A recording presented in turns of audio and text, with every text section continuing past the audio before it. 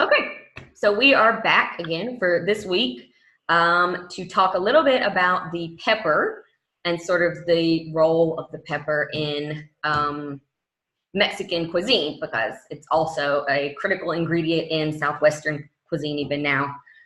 Oh, and we're going to be doing something really, really horrible. That was a terrible idea. I decided that as I'm asking these questions to Mariana, we are going to be having a little pepper chili eating contest. We're going to try to do this. I have a jalapeno, a serrano chili, and the dreaded habanero. And these are all indigenous to Mexico, and they start the habanero, or the jalapeno is the spiciest, then the serrano, then the habanero. Oh God, okay. And again, we're not just eating these, we're gonna try to actually have a conversation about peppers. I'm probably going to be very sick. I kind of have a stomach issue. And the last time that I visited Mariana, the only time I visited Mariana in Mexico City, I ate everything possible. And I was violently ill for like two weeks. It was terrible. I do not have regrets. I would do it again. But I would seriously do it again. Yeah. But Montezuma's revenge is a thing. It is a thing, and it happened, and it was awful. And it was, yeah. I missed 2 weeks of classes. Seriously, it was bad. Oh God in heaven. So this will be perfect to go along with your reading this week, which you have, which is like kind of a micro history of the pepper, which is cool. So let me get, I will tell you a little bit about peppers, because I've been wondering like why, like peppers to me seem like a evolutionary crazy thing, because I thought these are spicy. Like usually trees, plants, they grow fruit or have pretty flowers, and it helps with pollination, and the fruit has seeds in it, you know, like, and animals are like, ooh, tasty apple, and they eat it, and that's, you get apple trees. So I thought, why would this be so hard, like spicy? And I did some research, and it is actually an evolutionary advantage. It's a very specific evolutionary ladder that the peppers went up. So while mammals can taste the, what is it called? Capsaicin, capsicum or something, the spicy thing. Yeah. And mammals can taste it. Every mammal is the ability to eat a spicy pepper and go through the horribleness that we go through. But birds cannot taste the pepper. Only mammals. So the idea is that mammals often have like really sharp teeth and molars, and they would grind up the seeds and make them where they couldn't grow. But birds would just swallow them whole, and then they would be expelled somewhere else complete and could grow a new plant. So there you go. Some information. Okay, here we go. So we're, and I'm kind of likening this. This is like the Mexican-American War Take 2 to help give us some like drive to do this little challenge. So we are doing this for king and country, for president and country. Okay. I just want to point out that I grilled my peppers because this is what you do in Mexico. And if you go to like a bar or a cantina, they will actually serve you these grilled with onions that are cooked and a little bit of Worcester sauce. And it's a snack that you eat while you drink your beer. And if you go to a diner, there will be a big jar of pickles, and you'll have all kind of pickled peppers that you should not eat, because my version, they will give you diarrhea. FYI, but they are tasty, but not later. Okay, so just to start off the Scovilles for the jalapeno, because most of y'all have eaten a jalapeno. I don't understand what this means, the heat units, but the heat of a jalapeno is between 2,500 and 8,000 Scovilles, okay? So that's our baseline. Oh, God. I also I do have yogurt. She has salt, which is supposedly that helps. Mexicans use salt. That's hardcore. I have yogurt. I'm going the the Indian from like India route where they bring out the little thing of yogurt to the table with the really hot curry. And I have what was ice cubes, but now they've melted. So, okay. All right. Are you ready? Oh my God. Are you ready, Mariana? Okay. What am I eating first? A jalapeno? Well, we're going to start with the jalapeno.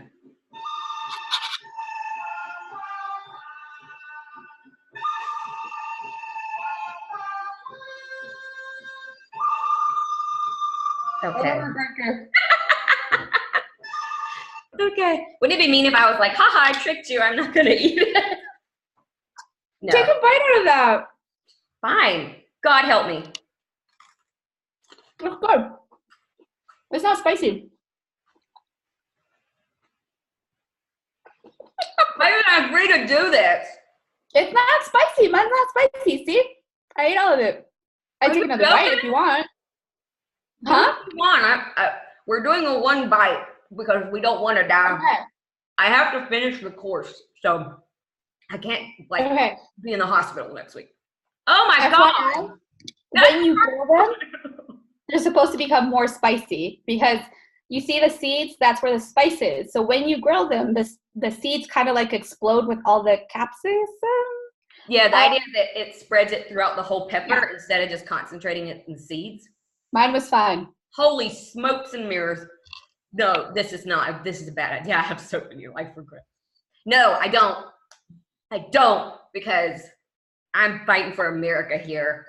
I'm from the Southwest and I lived for 7 years in Arizona. Look in my dining room at the decor, cactuses. That's right. Yeah, I lived in the desert. You don't know nothing about cactus. Yeah, and most of my students live in Tempe too. So Phoenix people, Arizona. Yeah, shout out.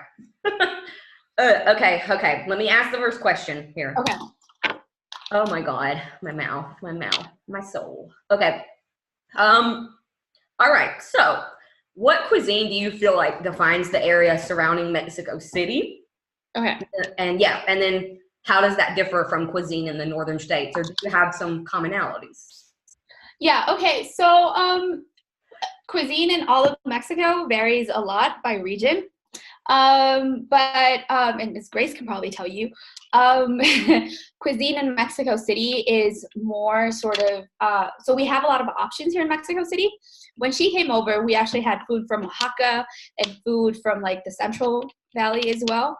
But basically, if you ask me about what would I is food from the area of Mexico City, I would say quesadillas, tlacoyos, tacos. Maybe chilaquiles, and I will explain to you these foods in just a little bit. So actually, a lot of these foods come from before the Spanish arrived in Mexico. So the quesadilla is not what you know in the U.S. It's not a hard shell. It's a soft corn tortilla. It can be blue or flour because we have blue corn. And it comes with, all these different fillings. They can be either vegetarian or meat, and it can be with or without cheese. That's pretty much quesadilla. And that's something that you find like on every street corner, no matter what time of day, a quesadilla. Are you dying? I'm all right. I'm fine. I'm fine. Okay. Trick, stick your tongue on the roof of your mouth, and that's going to help you out. Yeah. What? I think that you're just trying to make me look stupid now. No, I'm serious. No. Okay. And now, one of my favorite things, tlacoyos, and this is like a pre-Spanish dish, and it's like this little, it's like a shaped like this, and it's filled with beans, and they put cactus and cheese and onions and cilantro on top. And that's, again, you can find that in every street corner, as well as tacos. Tacos are not what you know in the U.S. Tacos here are a small tortilla, probably the size of my hand, which is very small, and you put like meat on it. Sometimes they put pineapple, cilantro, and onions, and then salsa. So cilantro, as you know, is a big thing in Mexican cuisine. Okay, so what differences are there between cuisine in the central part of Mexico and the northern part? The meat. in the northern states of Mexico, meat is a big thing. So if you're a vegetarian, you're not going to have that great of a time. Now, is that because there was so much more like ranching in the north? Yeah. So when you go up north, they're always going to give you like all these like meat options. They're really big into like grilling. And they're going to put, they're going to probably put in some vegetables. So they're going to probably grill some like, onion, some cactus, which we call nopal. And that's basically it. Oh, and okay, so tortillas also vary between the north and the central part of Mexico. For us, tortillas are made out of corn flour. They're made out of corn, like I said. They can be yellow or they can be blue. And in the north, tortillas are made out of flour, just flour. Okay, because they would have had a lot more access to wheat as well. Yeah. So it's the tortillas that you guys buy at the supermarket. Those are, tortillas in the northern part of Mexico. They're really big, the big tortillas. And you're taught how to make them when you're little. Cool. I will say, if you ever have a chance, and there are some great places in Phoenix. I don't know off the top of my head, but you can email me and ask. But if you have a chance to eat homemade tortillas, it's night and day, the difference. Yeah. It just is. So, and you might think, well, it's just like a tortilla. What's the big deal? Well, that's saying like the difference in, the bread from the grocery store and right out of the bakery oven. Right. Yeah. Oh. And so like everybody in the north like knows how to make flour. We call them flour tortillas. And my dad has like an amazing recipe that he has yet to share with me. And I've seen them make it on like a big, like a stone, like it's a big round stone thing. Yeah. Which that really looked like I would imagine that has not changed a lot since contact. Yeah. It's a really simple cooking method. And you see little old ladies in Mexico City, like the street taco stands, and they're like there with the big stone, like making their. Yeah, because, they're just like handmade, and it's such an amazing thing that like it kind of like reminds me of, what you use in Indian food. It's very similar. So actually, like our cuisine and Indian cuisine are sometimes similar in how like we make food. Okay, interesting. Okay, here we go. The Serrano.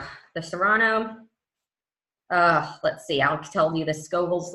What's Serrano? The Serrano pepper is 10,000 to 23,000. So it's not horrible. It's not horrible. Oh God. Oh wait. What? I accidentally ate my Serrano. I didn't eat my jalapeno. That's why it was a lot spicier for you. Oh. Well, I'll eat my jalapeno then and let you eat the Serrano. Okay. Oh, that's spicy. I was like, what is wrong with me? Oh, this isn't spicy at all, the jalapeno, y'all. Okay, it's getting a little spicy. Ooh! Uh-huh.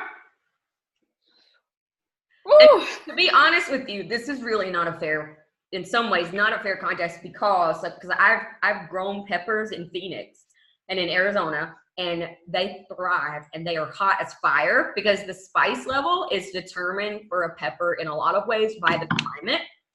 So I'm in Georgia now, and I don't know where these come from. We even grow peppers in Georgia, but if it was grown anywhere in the Southeast, we have a lot of humidity. And so humidity, you have less spice from the peppers. And it could be the exact same kind. Like my dad grows jalapenos here. They're not very spicy. I've grown jalapenos in Phoenix that would light you up. So my tongue is on fire. Yes. All right. So now I'll make you answer the second question about what if you could pick anything to be representative of the national cuisine.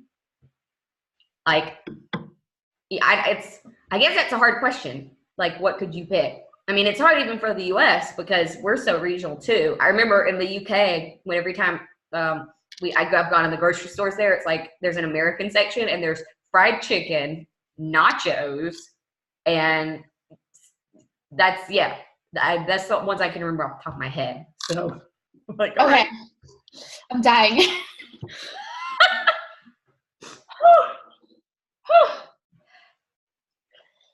So I really bit into this.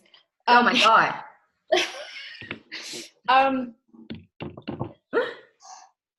Give me a second. I'll be fine. Oh, that Mexican here. Whew. Like, okay, like for example, in England, fish and chips, like that's the quintessential classic. That's what you think about. Like, so for Mexico, what do y'all consider your kind of biggie? I would say probably like tacos would be the most representative thing. But there's so many variations of tacos. And so I would say tacos al pastor, which is actually sort of a mix of our Lebanese, Spanish heritage, because they make them in this thing that kind of looks like where you make like the shish kebab thing, you know. And these are the ones that are prepared with pineapple, cilantro, and onion. Wait, so Lebanese? So yeah. Where does that come in? Is that like Moorish? Yeah. Okay. So it was kind of like Moorish influence of how they prepared the meat. In this case, it's not lamb. For us, it's pork. Yeah. It's marinated in all these like different spices. It's really good. I would probably say that's pretty representative, but then I would also have to say mole is probably one of the most representative mole. Because mole, give me a second. Woo! So mole, you can find all around Mexico, you know, the central sort of southern part of Mexico. And there's different types of mole. I think you had the kind of poblano one, which is from like originally from Puebla, and it's made with like all these different chilies and sesame seeds and chocolate. And the rumor is, which I think has been debunked. Give me a second.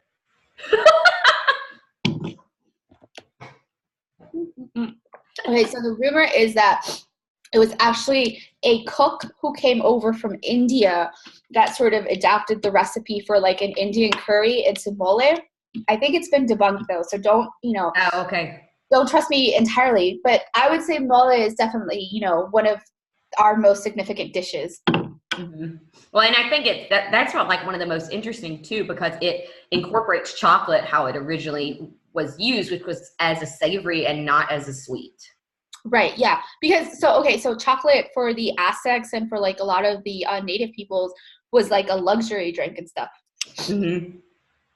Yeah, there's this really cool place in New Mexico in Santa Fe, and they serve historic chocolate recipes. And one of them, it's the Aztec recipe that they gave like the warriors before battle. And it is very bizarre. It's like a really sludgy, thick coffee, like bitter, super bitter. And they give you like a tiny amount, but man, it makes you, it's like a drug. I mean, it really is a stimulant. Yeah. Anyways. And it's a little bit, and it differs a little bit from like chocolate and mole in Oaxaca, southern part of Mexico. Yeah. Okay. So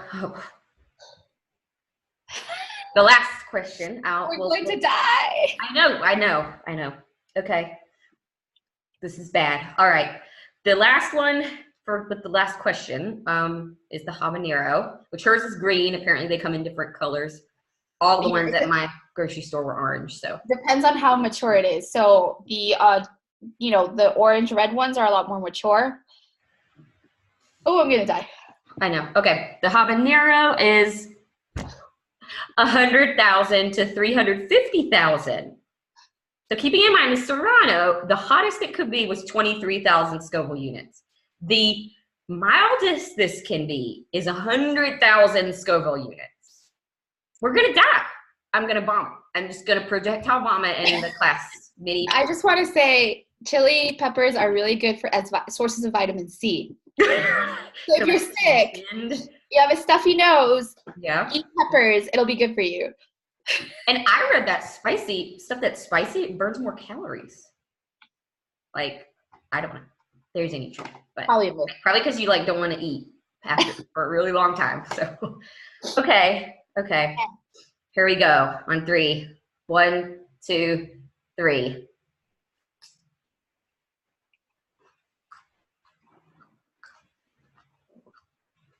Oh my God.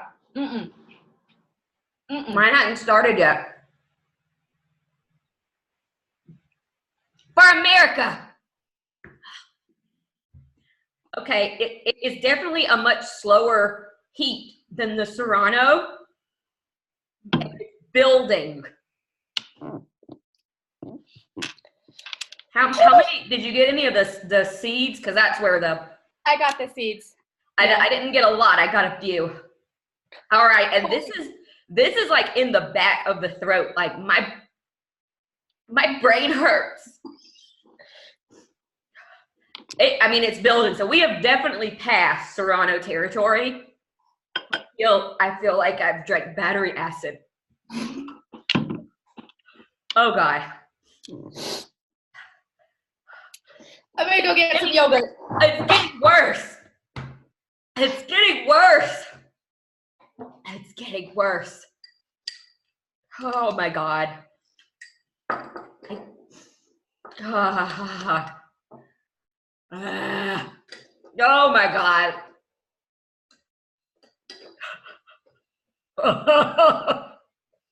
Oh. Okay. Help. Oh, help. Help me, Jesus. Help me. Oh, no. Why? Why are we gonna do this?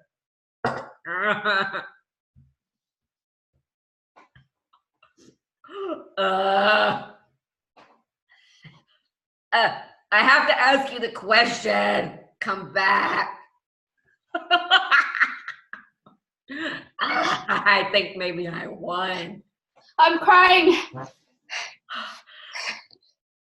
Okay, if you vomit, you lose. Although I think we both have lost at this point. We have lost a lot. We have lost our dignity. Oh, why won't it go away?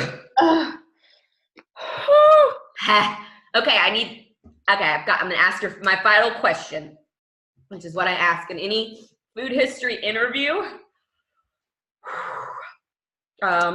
So we're gonna be talking about like the critical role that your senses play in memory. So like this will obviously be burned into my memory forever until I die. But sense, taste really play a major role in special events in your life and help you remember those things. So I'll ask you to just share like one of your sort of favorite food memories. Okay. It's getting a little better. A little better.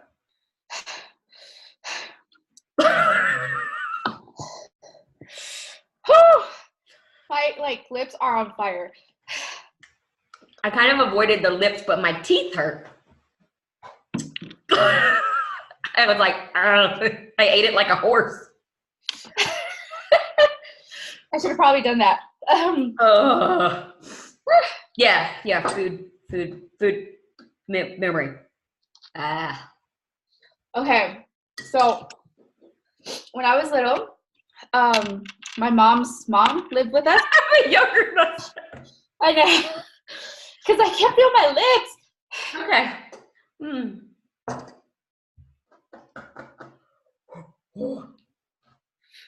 Okay. It'll go away. It's not going away. I feel help. No. Okay, food memory. Oh, you're gonna kill me, Grace. I need a shot of tequila. Yeah, really. Bust it out. Whew. Okay, it's on my head and the back of my tongue. I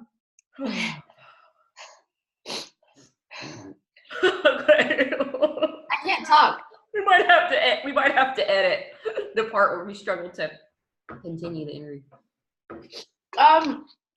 So my grandma, and this is like very much for like a lot of people in my generation, because we grew up with our grandparents either taking care of us or in the house.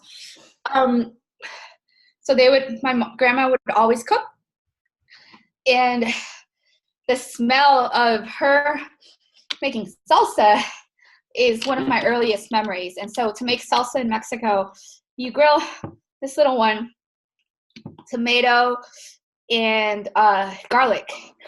And that smell will always remind me of my grandma. Cool. Awesome.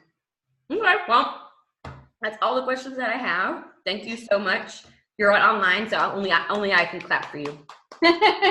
But thank you so much for helping us out, for talking to us about Mexican culture and history and cuisine and giving us a different perspective. Fabulous. Okay, and I will hopefully be seeing you sometime in the not so distant future.